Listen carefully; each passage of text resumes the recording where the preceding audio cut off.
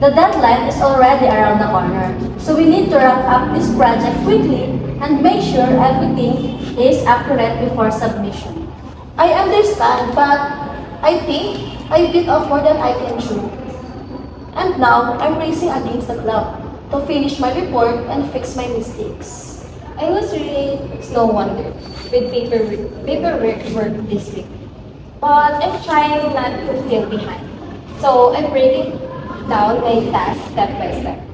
I almost gave up earlier, but I decided to push through and continue working, even if it's stressful. Good, but let's still have go over everything carefully so we don't have to go back to the drawing board later. I agree. I will go back to basics and recheck my reports to make sure that everything is correct. I will also catch up on my tasks so I don't fall behind the team again. I will stop wasting time and focus so I can finish my part on time. Good.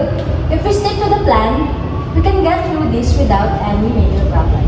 I will also work on improving time management so I can handle pressure better.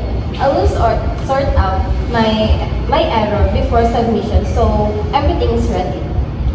I will do my best so we can deliver the goods on time. Excellent. Let's not beat around the bush anymore and just focus on finishing strong.